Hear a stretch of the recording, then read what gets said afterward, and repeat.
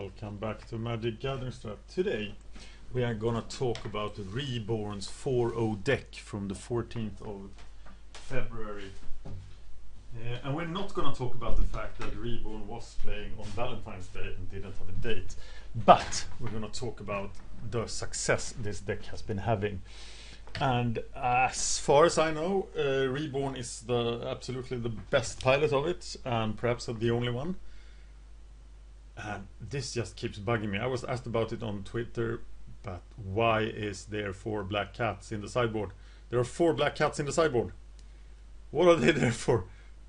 And the 4 prophetic prisms in the main deck, they don't support any other card but black cat. There is nothing in the main deck that needs to be cast of non-blue mana but black cat. So it must, and he has been running the 4 black cats in the sideboard for a long time. So why are they there? So I figure the best way to find out what this deck does and how it wins, etc., is to play it. So I'm now going to play it for the first time. I am calling the deck MU StormPost because of Temporal, Fissure and Cloudpost in this unholy combination. There might be other names for the deck. If Reboorn himself hears this, I would be happy to talk more about the deck and perhaps do a Pauper walkthrough of the deck. But maybe he just wants to have his secrets remain secret. I am captivated by the black cats. I'm still inclined to think that this is a joke of some sort, but I'm not sure. They look important, and he keeps doing 4.0. So if anybody hears this who has been black catted by Reboorn, let me know.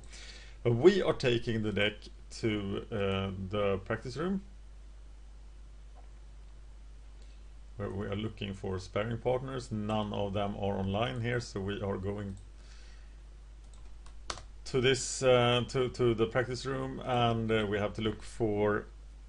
And then when you save the deck, for some reason it doesn't show up in NetDecks, so I have to save it locally first, and then it will show up in both places. So MU StormPost sounds like something you don't want to run into, right? And this I will have to be on my best control player behavior here, because I am not a control player. I know I play blue-black trinket control, but luckily we only have 2 counterspells here, so I don't have to think too much. But there are a lot of counterspells in the sideboard. Okay, we're facing off against JPH Snake. So I guess we're still playing first. We want to establish Cloudposts early, I suppose. We hope we don't get an insta-conceder. I don't need a stop in my upkeep. I don't have any Ogre of Skulls. Playing Cloudpost, being done. So how do I defend myself against like creatures?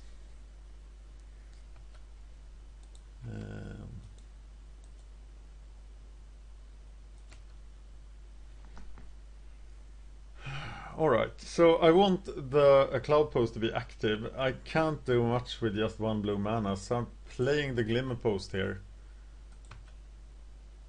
I could have played Preordain and then... Of course I should have played Preordain. Sorry. I'm already confused.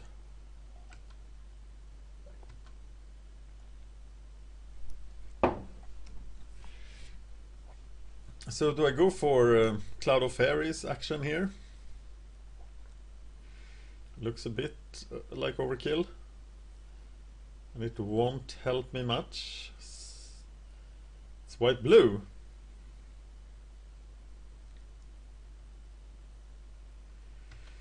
At least it's Squadron Hawk, so we are not facing a control deck. So we basically want a Ghostly Flicker now, and we can start going to town. Okay, now I'm definitely playing Cloud of Fairies, so I'm tapping out. Playing Cloud of Fairies. I'm tapping those 2 lands. Tapping them in, playing Cloud of Fairies. What am I supposed to do with all this mana? I'm just doing things. Okay, so I have 6 mana. I still think the best play would be the Oracle. So that's what I'm gonna play. What I want here, probably the Glimmer Post. And then I'm done. So I will preordain and look for Ghostly Flicker. Next turn I will I trade off with a Squadron Hawk? That just seems stupid, right? I need to play...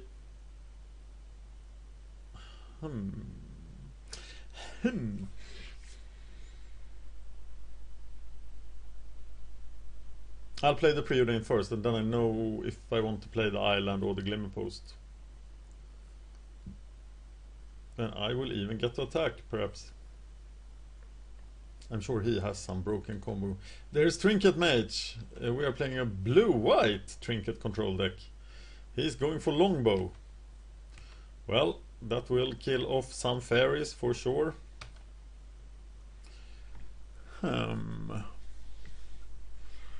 That's interesting.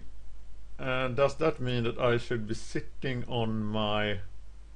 It probably means I should not have played my Cloud of Fairies. I'm gonna preordain.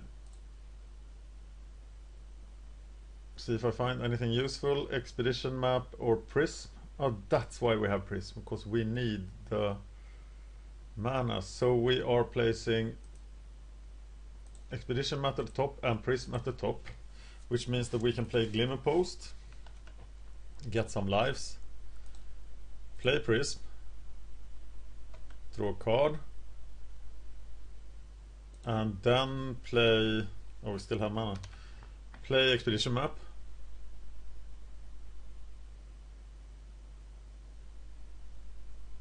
We did already play land, we only have 2 mana left. We are done.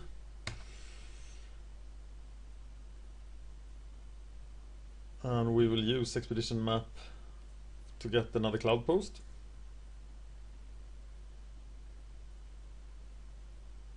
I suppose. I'm 100% noob playing this deck, and I haven't played much Cloudpost control either. So consider me a noob here. He's not equipping it, he doesn't have the mana to equip it. I have mana. And I think he's gonna be the victim of a Temporal Fissure. I'm getting Cloudpost. I feel like I have inevitability here. So playing the Cloudpost seems good. I am gonna play the Mnemonic Wall. Get back my preordain.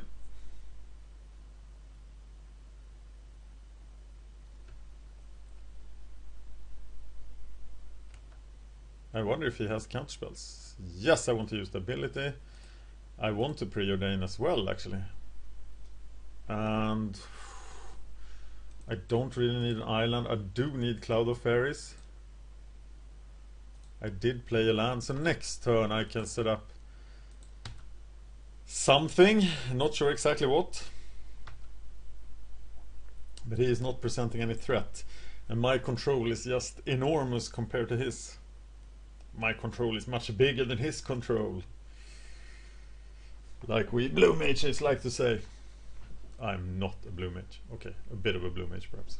But isn't every magic player a blue mage? I'm not sure what I'm playing. I'm playing some sort of trinket deck. Some blue-white trinket control deck. And I know that this deck is a nightmare to play against with the blue-black trinket control. So... and this is the reason why I think one of the cards I have in my hands, at least one of the cards I have in my hand right now, will be banned come May. Either Temporal Fissure, the Posts, or Cloud of Fairies, or all of those. But not much is going on in my deck right now, but he's presenting no threat, so I'm just durdling around with all my cool control cards.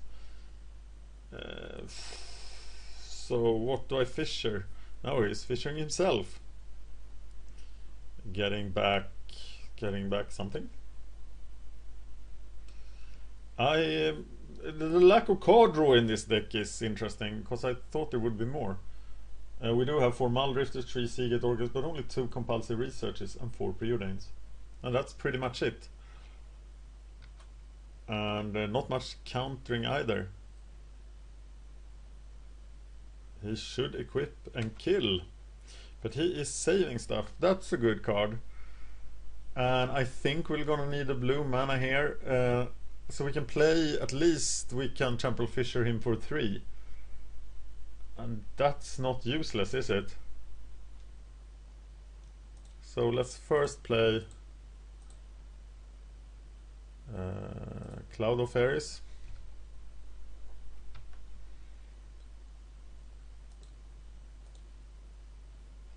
To get that, and then we play Seagate Oracle. And we want something that allows us to increase our spell count. I think in this case it's the Prism. Might be wrong. We are playing the Prism. That's 2 spells, 3 spells now. So we might be able to fissure all his land. And then nothing will happen. And that's exactly what's going to happen. But I could fissure my own dudes. That's tempting. How many spells are these? 4. I don't need that. Wait a minute. Okay, I'm fissuring, and I'm fissuring one of his islands. And I'm receiving 3 copies.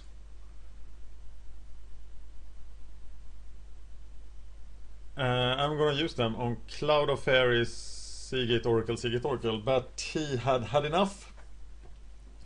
Which is something that often happens when you play these kinds of deck. I'm not sure what he was doing. He was trinket controlling. I didn't have the black cat, so that's why there are 4 islands in my sideboard. And had I run into land destruction deck, that would have been fun. Okay, so what do I take out? I just don't know. So I'm keeping everything in and seeing what happens. When I go up against his deck again, there was just a Temporal Fissure 4 and he has conceded. And that shows you how much fun Temporal Fissure is, which is one of the reasons it will probably leave the format. And to be consistent, I could be a banning of Storm cards overall. But cards like Reaping the Graves, etc. are not that broken. It's just Temporal Fissure right now. I wonder if he will be back at all. So we'll take this opportunity to look at Reboorn's deck again. Can you see this? I need to make it like this so I can... Right, so 4 Cloudpost, 4 Glimmerpost, 14 Islands, 4 Cloud of Fairies, 2 Menonic, 4 Muldrifters, Muldrifter, best creature in Pauper, Seagate Oracle, and 2 Crushers. 2 Compulsory Research, 2 Counterspell, 4 Expedition Maps. This list would just be wrecked by Storm and wrecked by Infect. But what happens when it runs into Hexproof? Can it handle that? What about Stompy? Not sure. Not sure at all. Let's go again. Okay, here we are building towards the Crusher, and we don't have any posts, but of course it's a great hand. I'm going to keep it. There is a play every turn if we choose to make them.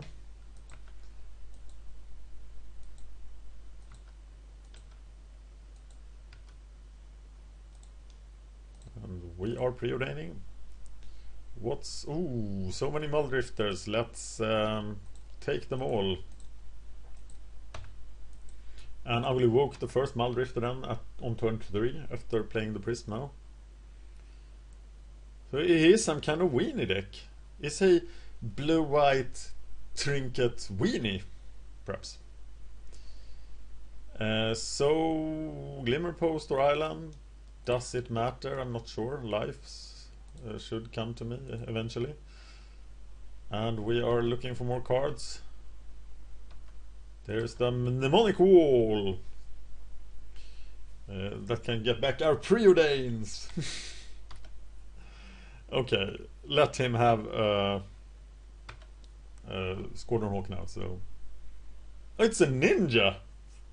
Wow, that's a surprise. And that's actually pretty bad for me. So hey, how does this deck survive against Delver?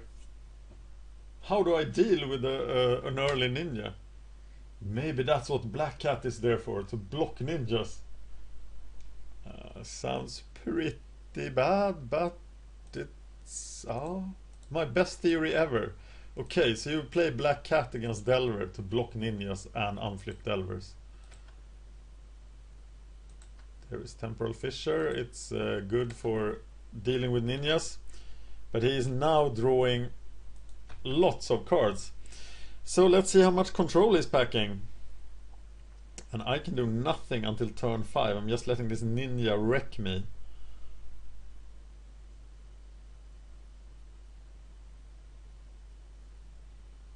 And maybe it's lethal not to have a Cloudpost at the start of the game. But he was so slow in the first game, so... Well, his card economy is now off the charts! And I, meanwhile, am doing nothing.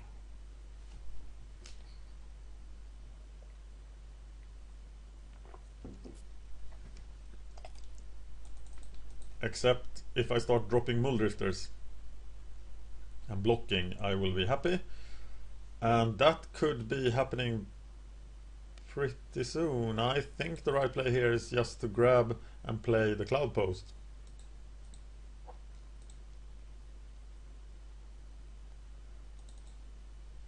Which is what we do. And then we expose ourselves to one more round of beats, and then we're off to the races. Drawing another Glimmer Post now would be awesome, or Cloudpost. But I guess we'll learn next turn if he has counterspells. Or not.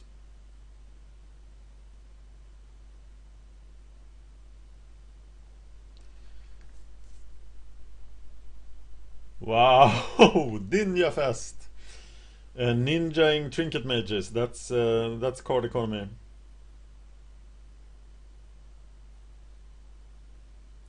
Double Ninja, that hurts a lot.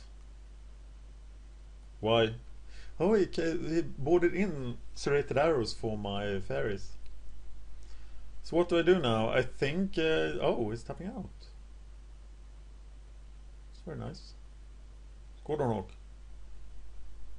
Pretty useless Squadron Hawk when you have 9 cards in hand. Icathian, Javelineers are now back. And I am casting my first Mulldrifter, but not much else. And Preordain. And that will work. So I'm preordaining. Looking for those funky posts. I don't need any more islands, thank you. So I'm playing an island. And this guy, woohoo!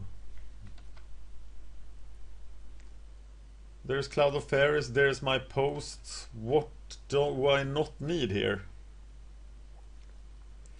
Can it be a Mulldrifter? No, it's never a Mulldrifter, it's always something else. And I think it's Island.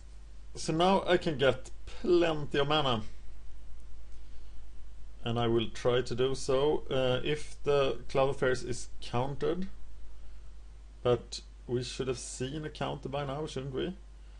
This is enough mana for Crusher, right? It is.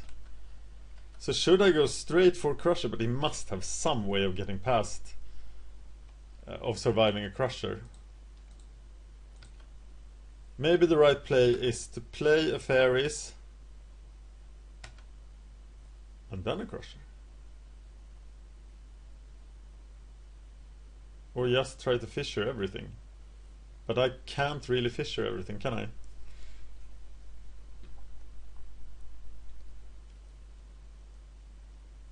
I think he must have something to deal with the Crusher.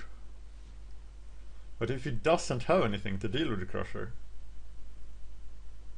then I'm pretty well off. I like the feeling with this deck that everything your opponent does is pretty irrelevant. Like active ninja, just doesn't matter much, does it? Oh, let's see what our deck has in store for us. This deck is a monster.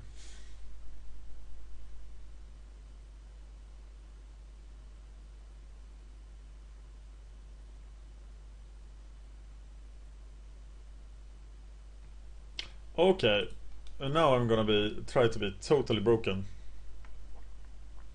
So I'm gonna do Cloud of Fairies.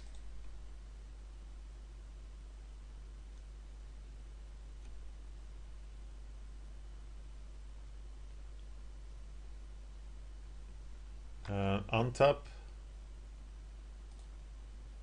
Cloudpost Island. Cast Cloud of Fairies. And that will leave me with 12, right?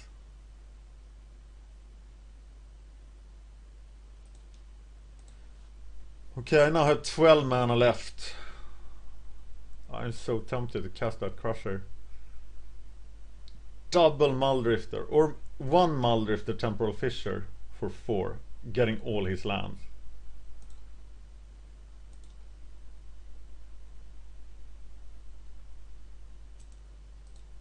So here's the first Muldrifter, and it might perhaps get us something else for the storm count. He's counterspelling that Muldrifter, which leaves us with 7 mana. And that's just enough to... There's not much else I can do, right?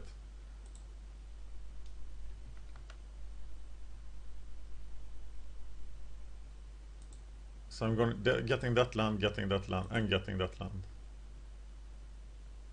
Oh, there's another copy, so I can get the ninja as well.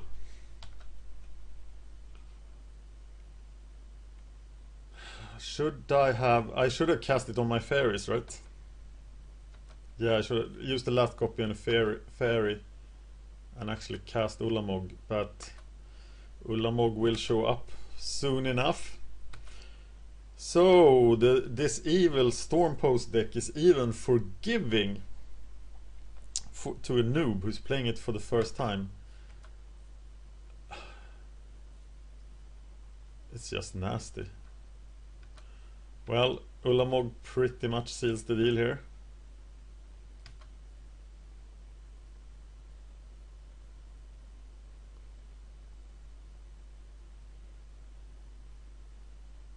I suppose.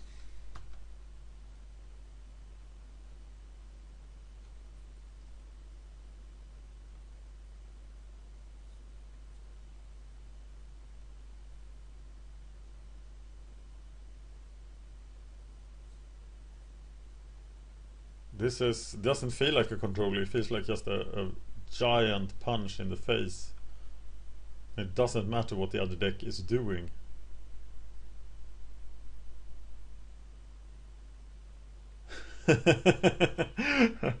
Oh wow, I think the play here though is Ulamog's Crusher. And that should get us the concede, unless he has something for it. I can ping him for a point with my fairies. So what about next turn? The Cloud of Fairies net 2 mana here. I'd probably just play Muldrifter and be happy. Only preordained Fissures to get. So do you have something against the Crusher? Are you really attacking me with the Javelineer? Smite? No, you need to block things to be smite. Crusher is blocking, and the evil StormPost deck has won the match.